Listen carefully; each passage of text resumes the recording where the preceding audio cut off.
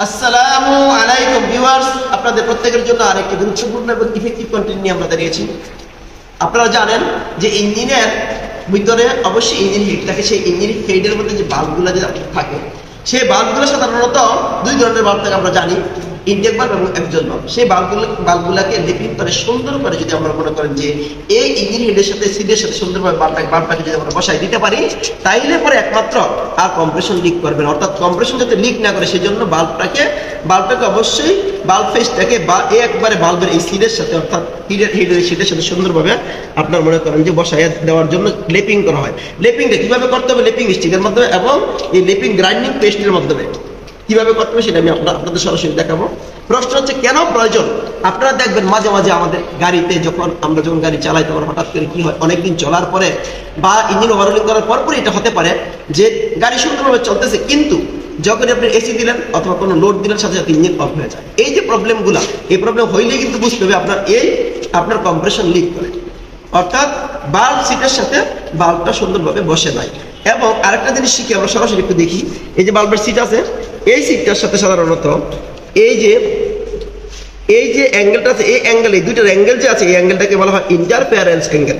এই ইন্টারফেয়ারেন্স অ্যাঙ্গেলটা সঠিকভাবে যদি সেটিং করা হয়ে থাকে এবং ঠিকমতো যদি আপনার কাজটা হয়, তাইলে পরে আর কখনোই কম্প্রেশন লিক করবে না।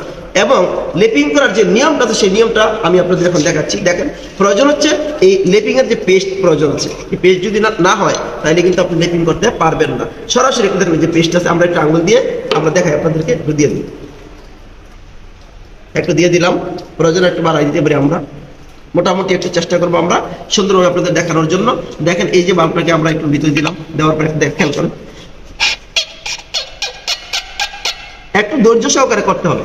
এটা কিন্তু একটু সময় ধরে ধৈর্য সহকারে করতে হবে। তবে যে শব্দটা হয়েছে, এই শব্দটা কিন্তু আসতে অনেক সময় লেগেছে। সুতরাং এই শব্দটা যখন আসবে সুন্দরভাবে স্মুথলি, তাহলে তখনই বুঝতে হবে একমাত্র যে আপনার বাল্বটা সুন্দরভাবে বাল্ব সিটের সাথে বসে গিয়েছে। যখন এই বাল্ব সিটের সাথে বসে যাবে তখন আর কি হবে না, তখন আর আপনার কম্প্রেশন লিক করবে না। দেখেন, অসুবিধা না, ছোট দেখেন, খেয়াল করেন।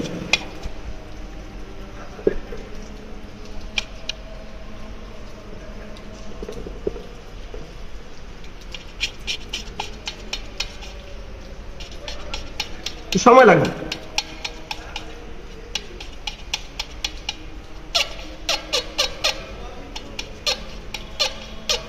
এই দেখতে পাচ্ছেন,